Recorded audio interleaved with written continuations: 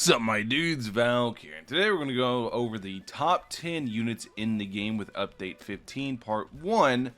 But first, is there nothing for you to play on Roblox? Well, good news, Anime Crossover Defense is a game I'm really excited for that's coming out on May 10th. This game's got one of the best summoning animations I've ever seen, as well as really cool systems like the artifact feature and double upgrades. Make sure to check the pinned comment for a Discord link and go ahead and join. Want a break from the ads.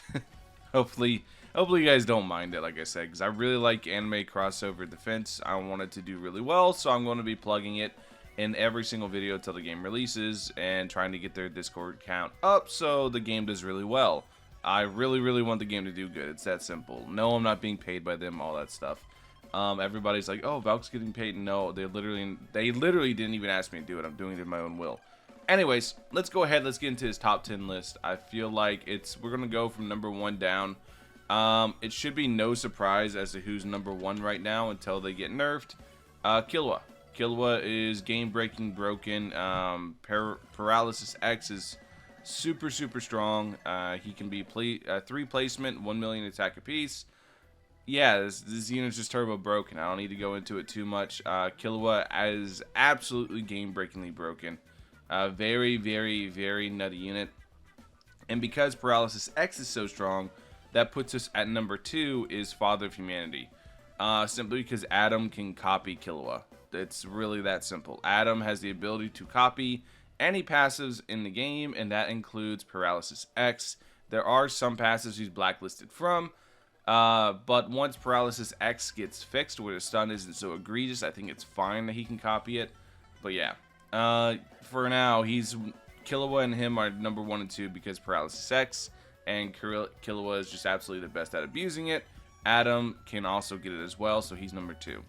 So now we get into the real tier list because 1 and 2 were obvious. Like, it doesn't even matter who I really said because 1 and 2 are always going to be Adam and Kilwa. It's Kilwa then Adam, yeah.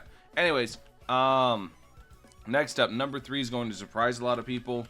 Leader single-handedly brought Youth Team back with this leader skill, as well as, if you guys don't know, he buffs Flowers of awtd, he buffs Youth, he buffs Fierce Fighter, and he buffs Genius. Now, him buffing this much, as well as having a good leader skill, he has a 54% base damage buff, where all the other buffers, like All Might and All for One, are a 45% damage buff, and him being 54% means that anytime, because it's a 9% difference, like if you were to use like Naruto and have a unit that can be 3 times buffed, it turns into a 27% difference, meaning that he's able to really push the damage ceiling forward a lot, and the extra money generation he gives outside of that makes it so he's got multiple uses, and he's just a really good generic unit that's been able to push the entire damage floor of the game forward. Very strong, super game-changingly broken, to the point where whenever Kilwa gets fixed, he's probably going to be the best unit in the game. Straight up, just because of everything Leader offers and the team compositions he allows, and the fact that he brings Youth back into meta once again. Yeah, it's just kind of GG with how strong this character is. He's going to be a mainstay in teams from here on out. The damage buff is insane, so yeah, Leader, in my opinion, absolute best unit in the game. Next up, we get into number 2, which I do not have. Zeno. If you guys don't know how to get Zeno, go into Discord and ask. I'm not gatekeeping the information. It's meant to be a community thing. Go interact with the community. Yes, talking to people is scary, but John can reach like a 15 million attack stat for like 180k, even higher if you use him with Leader. I never used him with Leader. I didn't test him with Leader, but even higher if you test him with Leader. Leader should be able to buff that up a little bit more because John's on Youth, Revenger, and what's another one that he's on that's really important? He's on Esper as well, Collector, and he leads Anti-Hero. That one's huge. I gotta check that team out. He leads Anti-Hero, which is absolutely massive. This team is nuts. Look at, like, there's not a lot of units in this team, but look at the power in this team. You have Sid, Gilgamesh, and then John all on one team. Or you have Sid, Sid, John, Power Reaper, and then you have leader buffing them all under John's lead, 120 lead. It's nuts. It's really, really, really, really strong. Or you can have Sid, Uta, and yeah, I can keep going. This team is just a bunch of really strong units. Anti-Hero is a pretty damn strong passive. John also, like I said, has a really high damage output. The only thing is downside to John is that he has that random passive with 13 different moves, so it's not consistent, it's not reliable that he's going to be able to do one specific action. He's just going to hit really, really, really hard every 6 seconds. So yeah, John definitely is at that spot. John definitely, where do I have him at? Number 4. After John, in comes Gilgamesh. Gilgamesh is still really, really, really damn good. A lot of people have kind of forgotten him because of the power level of this update. But Gilgamesh is very, very, very, very strong. Really, really good character all in all. Just good. Just super, super strong. That's all there is to it. Gilgamesh is nuts. Next up, we have Grimmie. Grimmie is actually on youth. So that category is absolutely insane. What's one category Grimmie's on real quick that I can just find? I know he's on Revenger. Here, he's on youth. I'll go here. So, this is Grimmie. You guys know where to get Grimmie. Grimmie's nuts. He's on like every meta-relevant team. Youth, Revenger, SS. Yeah. Spirit Warrior, if you want to put that up there too. Really, really good. And he leads Determined Dreamer, which actually is not a bad category. This actually has a bunch of really strong units in it. You guys can see it's got the Naruto. He leads it. It's got Uta. It's got Emperor Luffy, Golden Wind.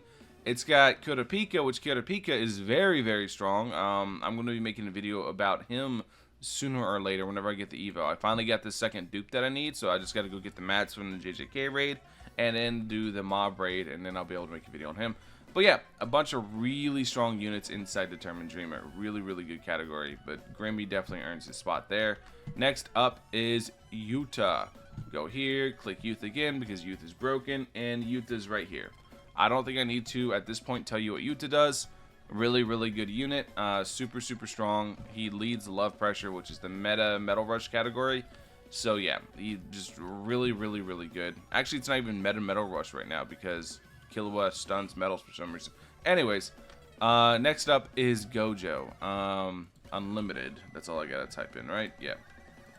Make sure I clear. Unlimited. Unlimited honored right here. Gojo. The SS 130 lead. I don't know why it leads one of the strongest categories in the game for 130%. But yeah, really, really, really good. And also the triple effects, one of the best supports in the game, as well as having insane damage and a really, really long time stop. Just a really good unit all in all. Next up is, you guys have probably been wondering where he is, because you guys are like, Val, what about Gon? Right here. Here's Gon. Gon is number 9. And the reason I put Gon at number 9 is he's very infinite reliant to be able to reach insane damage values. But if you actually take Gon into an infinite, the amount of damage he's going to be able to reach eventually is going to be insane. The only real downside to Gon is the fact that he doesn't have very good range, even with Flower Magician buffing him. So you almost have to waste that slot on Flower Magician. And he has a very high SPA. So even if you can get him to 100 million attack stat, he's still rocking that 12 SPA. So realistically, you're doing like, what, like 8 mil DPS, somewhere around there? Probably a little bit more, but somewhere around 8 mil DPS roughly, to give you an idea. Yeah, that's kind of where you got with him, or kind of where you get with him. He does, like I said, he does eventually scale to such a ridiculous degree that it makes him insane for leaderboards. But the range and the SPA definitely hold him back a good little bit. Next up, we have the last one. We have Shinji. We have Visored Captain. This number 10 could have gone to a lot of different units. But I feel like Shinji, my unevoed Shinji, actually deserves it the absolute most, because he has a non-requirement nuke, essentially, and the rewind on every attack for one enemy is really, really damn good. So you just put your Shinji down, and he just rewinds, and then you just pop your nuke whenever the boss pops up. and you can kind of take him in. He's Abyss legal. He's legal in the Abyss. He's legal everywhere. And he lets you kind of cheese the entire game. So that's kind of why I settled on him as my number 10 spot. He is really, really damn good. Anyways, let me know what you guys think in the comment section below. Thank you guys for watching. Do you guys agree or disagree with my tier list? I'll catch you guys in the next one. Peace.